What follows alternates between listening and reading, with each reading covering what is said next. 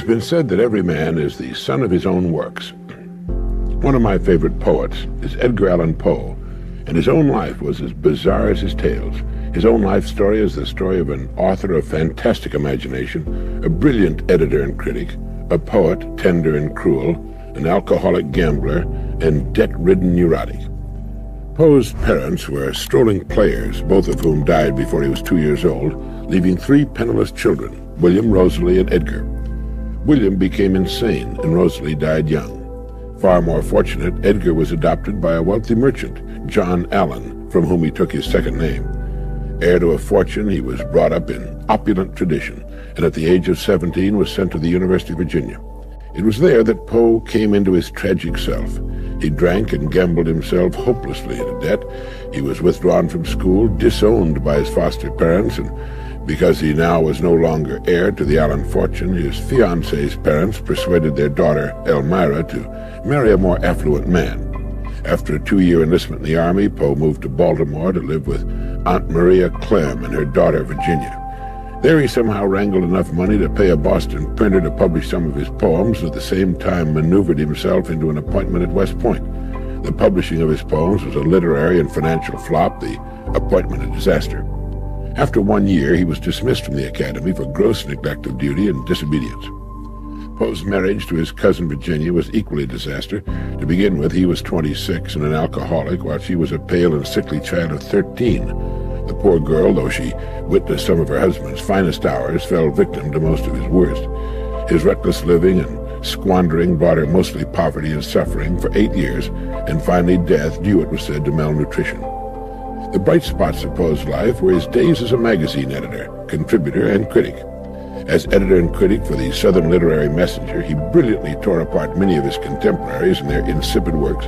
His own crowning work, The Fall of the House of Usher, was published. The bottle and debt cropped up again and again, almost as hurdles between a series of magazine associations. The highlight of this period was the publication and enthusiastic reception of his great poem, The Raven. Poe became a social lion, but financially he received only about $10 for the work. His tragic end started on a note of happiness. Learning that Elmira, his youthful sweetheart, had been widowed, he proposed to her and she accepted. Happily en route to Richmond for the wedding, he stopped off at Baltimore and just disappeared. Nobody knows what happened to Poe in Baltimore. He simply disappeared and was found a few days later in a pitiful drugged condition. It was all over. He died of a violent brain fever, and John Donne, the great English poet and clergyman who lived at the turn of the 17th century, wrote, "Our creatures are our thoughts, creatures that are born giants. My thoughts reach all, comprehend all. Inexplicable mystery. I, their creator, am in a close prison, in a sickbed, anywhere. And any one of my creatures, my thoughts, is with the sun and beyond the sun, overtakes the sun, and overgoes the sun in one pace, one step everywhere." Few of us appreciate the great gift of thought. In an instant you can be anywhere, experience anything through the miracle of your thought. A man thousands of miles from home can, in his mind, be with his family in a millisecond. As John Donne indicated, we're in a close prison in our bodies, and restricted to be in one place at a time, physically, even in a sickbed. But any one of our thoughts can be with the sun and beyond, can go anywhere, experience anything. The more you think about it, the more magical it becomes. I think some people have a more highly developed imagination than others. As children, we all have the wondrous ability to bring interest, adventure, and a whole world of excitement into our lives.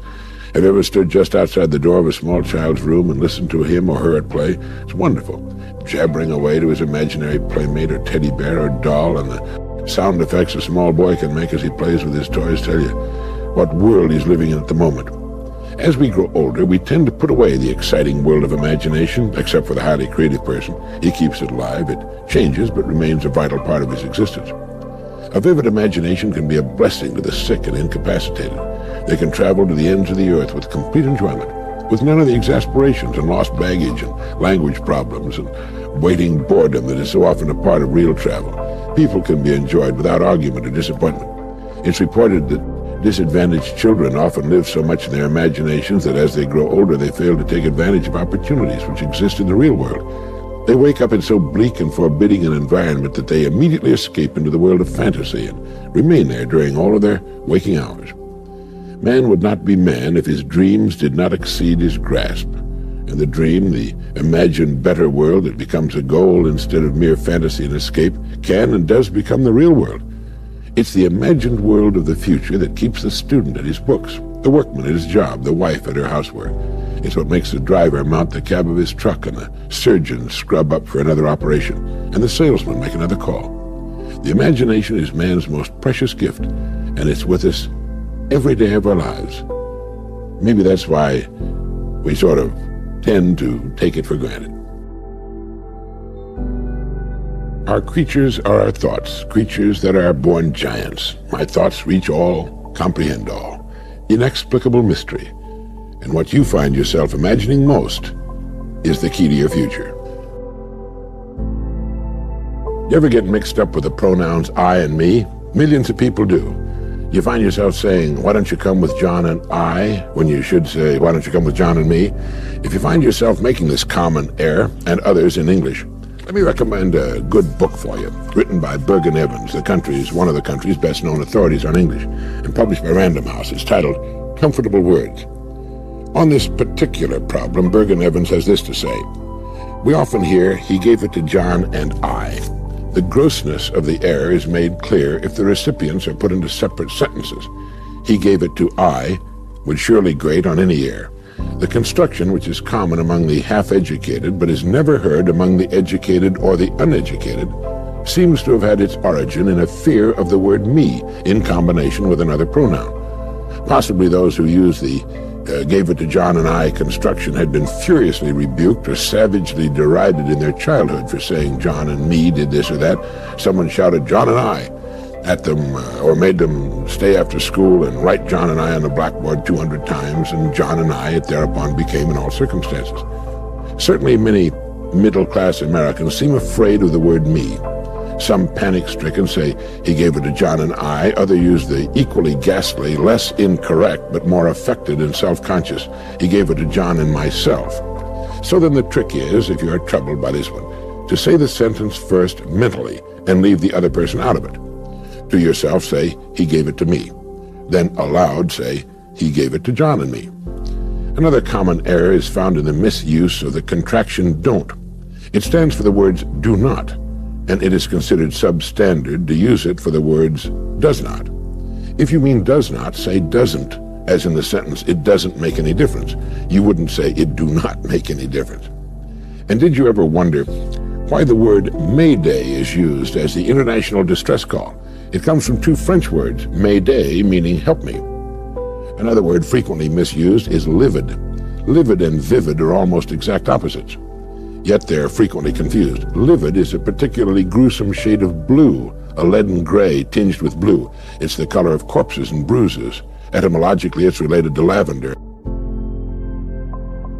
Vivid means vigorous, intense, brilliant, bright-colored. It comes from the Latin word meaning to live, and it's related to vivacious, and its synonyms are clear, lucid, bright. If you like the English language, get the book Comfortable Words by Bergen Evans. Make sure the kids read it too. It can do a lot for their grades in school. To be able to effectively communicate with others is a priceless asset, and it's one any person can acquire. Once upon a time, there was a man who felt he'd reached the end of his rope. It seemed that all the interest had suddenly vanished from his life. His creative wells had seemingly dried up. He still had his work, but it suddenly seemed meaningless to him. Even his family and his home receded darkly in his mind. And finally, nearing the point of desperation, he went to see his old friend, the family doctor. The doctor listened to his story, saw the depths of his depression, and then asked him, "When you were a child, what did you like to do best?" "I like to visit the seashore." "All right," the doctor said, "you must do exactly as I tell you. I want you to spend all day tomorrow at the shore. Find a lonely stretch of beach and spend the entire day there from 9 in the morning until 6 in the evening. Take nothing to read and do nothing calculated to distract you in any way. I'm going to give you 4 prescriptions in order. Take the first at 9, the second at 12 noon, the third at 3 o'clock, and the last at 6. Don't look at them now. Wait until you arrive at the shore tomorrow morning." Well, the man promised he'd take the doctor's advice, and the next morning, a little before 9, he parked his car on a lonely stretch of beach.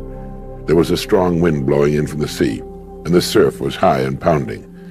He walked to a sand dune near the seething surf and sat down. He took out prescription number 1, opened it, and read it.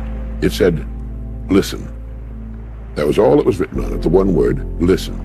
And so for 3 hours, that's all he did. He listened to the sound of the buffeting wind and the lonely cries of the gulls. He listened to the sound of the booming surf. He sat quietly, and he listened.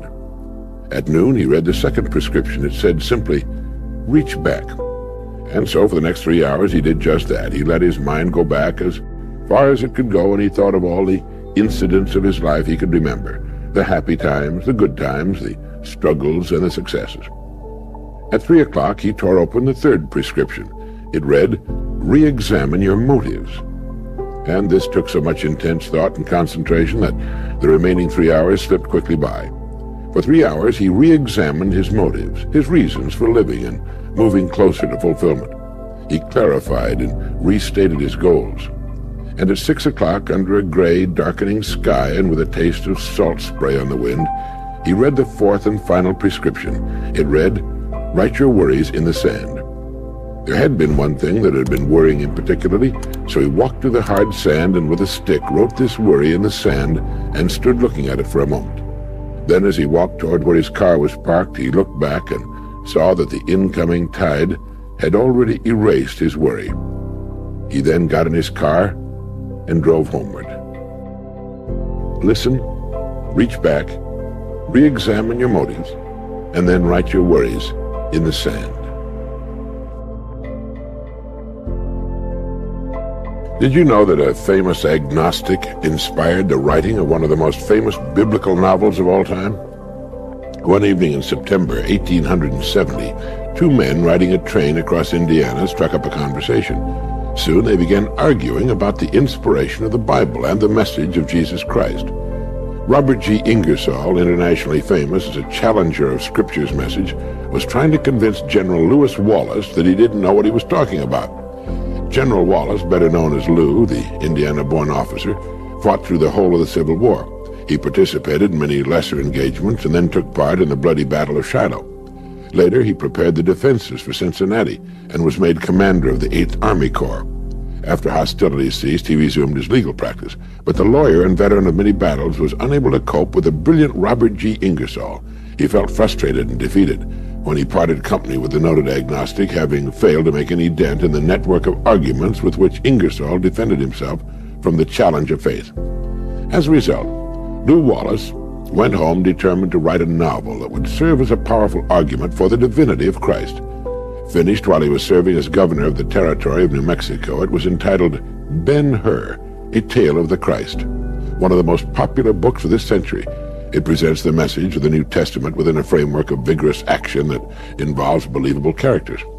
Ingersoll didn't live to realize it, but the story his argument inspired became widely read even in regions of the United States where all novels had previously been frowned upon as immoral. The book spread all over the world. It was translated into dozens of languages. It isn't the story that's so important in itself, and you're probably wondering if I'll ever get around to telling it. The important thing is that we apply the principle of the story to our own lives. The story is about a farmer who lived in Africa at the time diamonds were discovered there. When a visitor to his farm told him of the millions being made by men who were discovering diamond mines, he promptly sold his farm and left to search for diamonds himself. He wandered all over the continent, found no diamonds, and as the story has it, finally penniless, in poor health, and despondent, threw himself into a river and drowned. Well, long before this, the man who had bought his farm found a large, unusual-looking stone in the creek bed which ran through the farm and put it on his mantle as a curio. Enter here the same visitor who had told the original farmer about the diamond discoveries.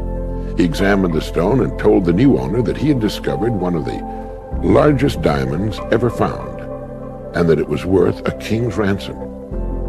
To his surprise, the farmer told him the entire farm was covered with stones of that kind. And to make a long story short, if it isn't already too late, the farm, which the first farmer had sold so that he could go look for diamonds, turned out to be one of the richest diamond mines in the world. The point Dr. Conwell made was that the first farmer had owned acres of diamonds, but had made the mistake of not examining what he had before he ran off to something he hoped would prove to be better. He would then point out that each of us is like that first farmer.